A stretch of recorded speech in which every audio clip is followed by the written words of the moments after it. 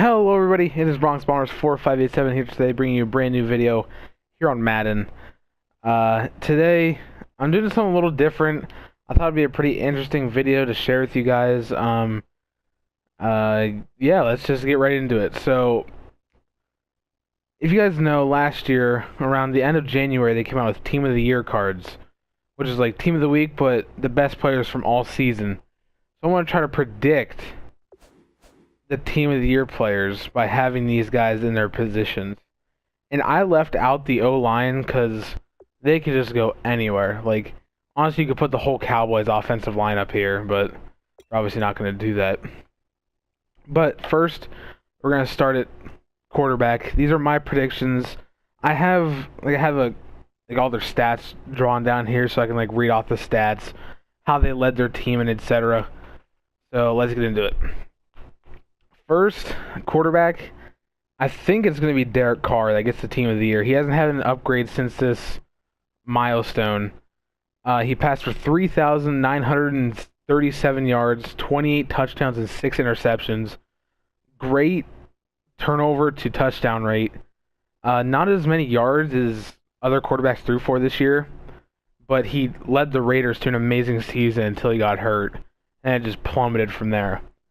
But also, I think Drew Brees could be a possibility for Team of the Year quarterback because he passed for 5,208 yards, 37 touchdowns, and 15 interceptions, which he had 9 more touchdowns than Carr, but then he had 9 more interceptions.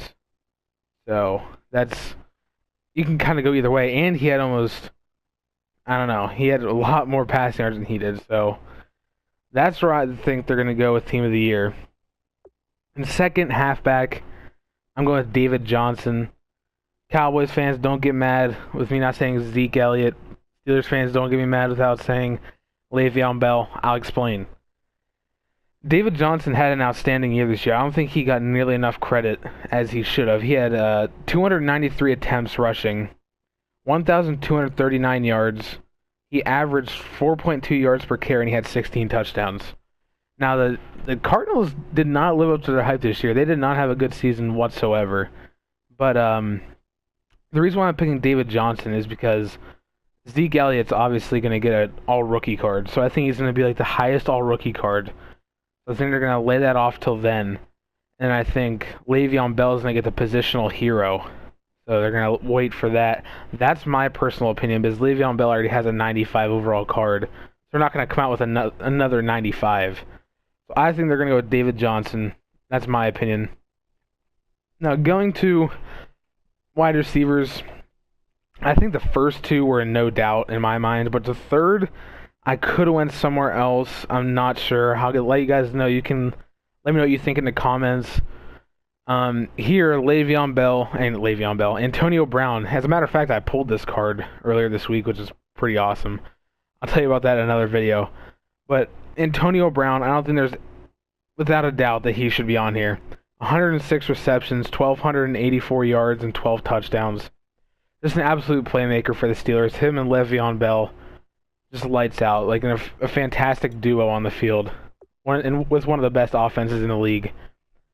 Second, we got Julio Jones. He had a 313-yard performance. I'm not sure exactly. He had a 300-yard performance. All season, he had 83 receptions, 1,409 yards, and 6 touchdowns. But this year, he put his name. He's also helped the Falcons get the number 2 seed in the playoffs. So he's definitely been helping them. Devontae Freeman's also been very good this year. And in my opinion, Derek Carr was going to be the MVP until he got hurt. But now I think it's going to be Matt Ryan. I think Matt Ryan should get the MVP, just how that trio led the Falcons. In the third wide receiver, I have 2 options here. I have Mike Evans in here. He had 1,321 yards and 12 touchdowns. And the Buccaneers had a strong season this year. They were competing for that playoff spot. And I think that they're going to be competing for that division title in the next couple years. They're a very young team. They can put it together. Mike Evans is a stud. Jameis Winston's coming along. They're going to be a pretty good team. But also, I think they could go with T.Y. Hilton possibly. He had 1,448 yards, which was more than Julio Jones. And he had 6 touchdowns, which is as much as Julio Jones. So T.Y. Hilton put up some big numbers this year, and that's why I think he could also get a spot. It's either, in my opinion, it's Mike Evans or T.Y. Hilton for the wide receiver 3 spot.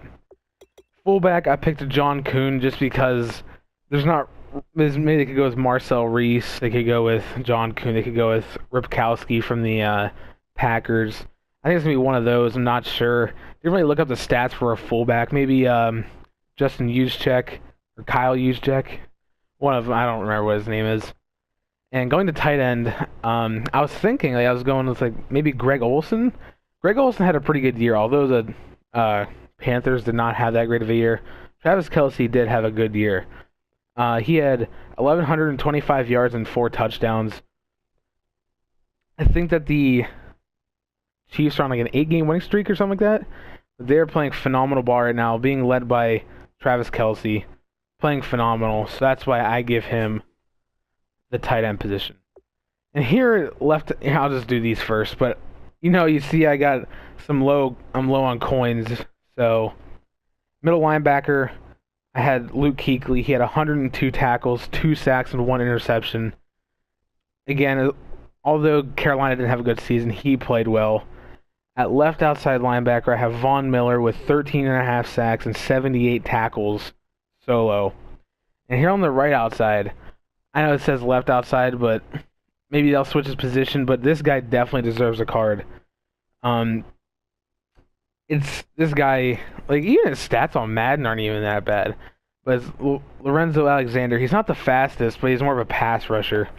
But he had 76 tackles and 12.5 sacks. Keeping up with Von Miller's stats, I think he deserves a Team of the Year card. Just absolutely amazing how these 3 linebackers played this year. But going down to the defensive line, we'll start at right end. Danielle Hunter from the Minnesota Vikings. He had 12.5 sacks. Not bad. He's right there with Lorenzo Alexander, and he's a whole sack behind Von Miller. Not bad at all. Now I'm coming over to Vic Beasley. He had 15.5 sacks, leading the NFL in sacks. I'm not sure if he'll get a card because he just got the playoff card. I'm not 100% sure. That's a possibility. Now, defensive tackle, Damon Harrison, without a question, is going to... I think so. I don't think he's... There's no doubt he's going to get one.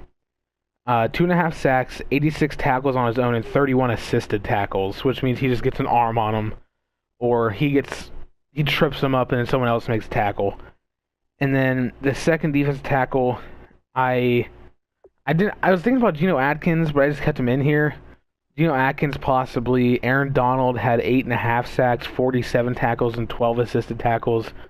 Probably Geno Atkins or Aaron Donald, one of those two.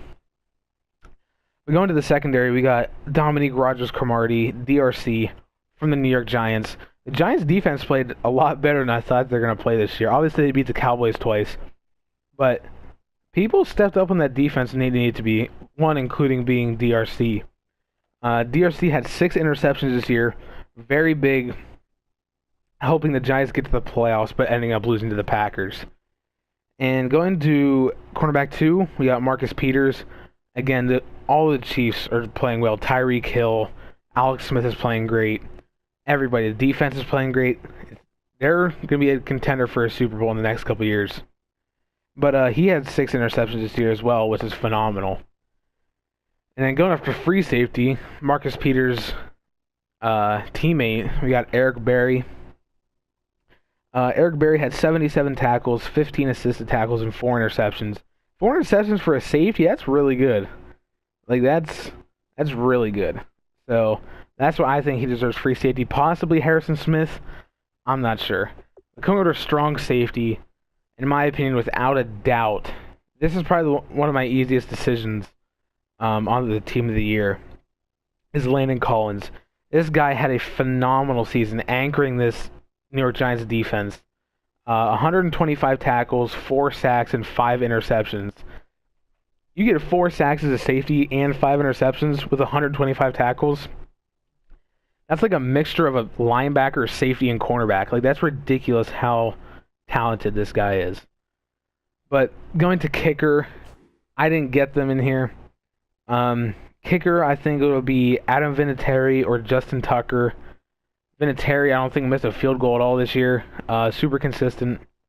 Tucker, probably not. He probably won't get a card since he got that Thanksgiving card. And punter, I'd probably go with Marquette King or Johnny Hecker, just because those are the two like big name punters in the league. One will probably get Team of the Year, and the other one will get Positional Hero. But those are my predictions for Team of the Year. I hope. Let me know what you guys think in the comments below. If I said something that you guys didn't agree, let me know. I'd love to see your guys' opinion down in the comments. But yeah, until next time, I'll see you guys later. Peace.